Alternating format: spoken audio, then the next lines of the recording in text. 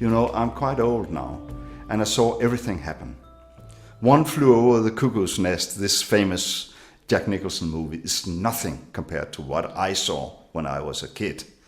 And, you know, we're talking about naked persons in cages, screaming at each other, trying to kill each other in the summertime. And we kids, we came there to look upon that. It wasn't scary, the doctors were. They were scary, bald-headed, drinking raw eggs, you know. My God, that scared me a lot. But I learned to love all kinds of people, you know. And I learned to see the duality of human beings.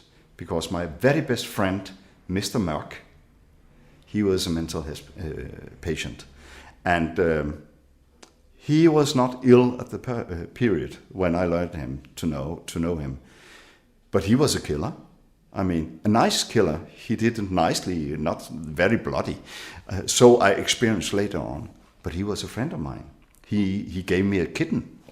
I mean, so therefore I think I can meet any kind of person at all in the world, being open-minded and just to listen. So, and according to sceneries, I have seen it all. Shock treatments, suicides, dead bodies in all forms.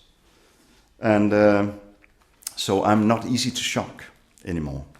I'm very, very happy about this period. I'm happy that my father, who is a very, very nice person, learned me to meet people, even if they were insane.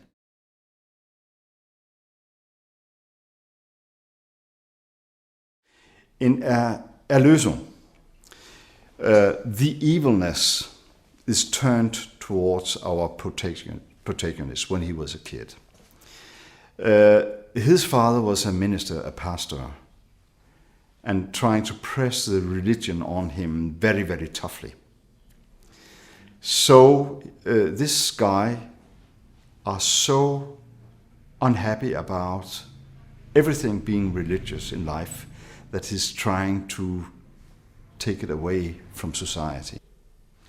That makes a new religion, you know. And the main subject is, it's always nice to write about closed organizations with specific rules, and they misusing the rules inside the organization or misusing it towards the society around.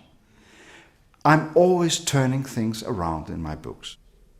He's using their power inside the organization towards himself. This is like judo. You do like this, and I do like this, the same way, and then you turn around. So it's a game for him also. It's also a matter of revenge. I don't think he feels evil. I think he feels like a crusader. Do you think the crusaders felt evil? No, they worked for the hands of God, right? He hasn't got the empathy. That's another case, because he doesn't understand it. He never realized about it. And people without empathy, or psychopaths, don't know they're evil, in fact. Don't know it. They can be told, and they can agree if they are clever enough for that. This person, he isolates himself in this revenge, in this crusade.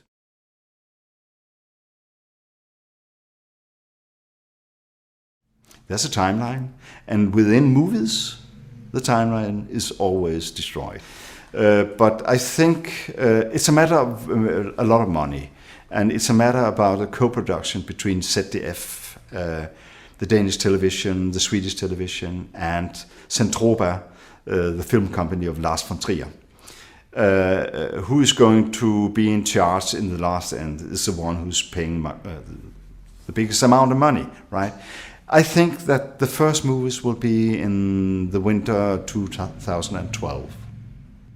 I think so. They have to have some continuity to stick all the actors to the project for the next 3 years. And I have only been writing 4 books, you know, so there's still 6 years to go. How to keep them there? Maybe we should postpone it a little, but I don't know. I don't interfere. God, yes, I do. Well, the Danes are Germans in a kind of way. If we are putting away the history, the kind of thinking, the kind of cultural behavior, it's very much the same. We are a little more lightheaded in Denmark, you know. We are not that respectful as in Germany, and I'm happy about that. But of course, my roots, Adler, coming from my great-grandfather, who was living in Albersdorf in Schleswig. He turned a Dane in 1800 and something, 85, I think. But my great-grandfather, the father of my mother, he was by heart a German, always. I mean, he spoke Danish better than German, but inside him there was a lot of habits, German habits. And my mother took it up, of course.